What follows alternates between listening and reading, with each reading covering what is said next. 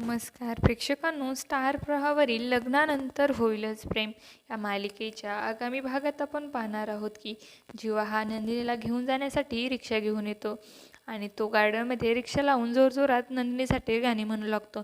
नंदिनीसाठी गाणे गाऊ लागतो तेव्हा नंदिनी देखील खाली येते आणि आपण पाहतो नंदिनी ऐन असे गाणे गाऊ लागतो आणि त्यावर जीवा हा त्या ठिकाणचा सिक्युरिटी गार्ड दोघेही नाचू लागतात. तेव्हा नंदिनी ही तोवर रागवते आणि त्याला विचारते, जीवा हा तुम्ही रिक्षा इथे घेऊन कशासाठी आलात? तेव्हा जीवा बोलतो, हा रिक्षा नाही, त्या रिक्षाचे नाव देखील आहे.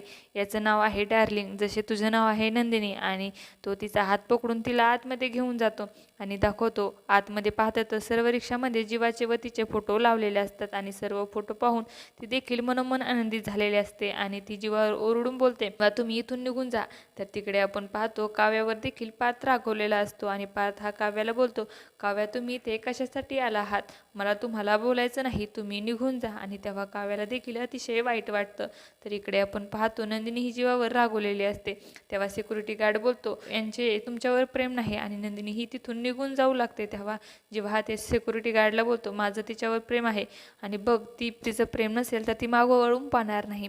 आता ती मागे पलटणार आणि तो पलटून म्हणू लागतो. त्यावेळेस आपण पाहतो नंदिनी पुढे जाऊ लागते आणि वळून पाहते आणि जीवा हा अतिशय आनंदित होतो.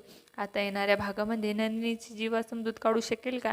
त्याचबरोबर काव्या देखील पाची समजूत काढू शकेल का? हे पाहणं अतिशय रोचक ठरणार आहे.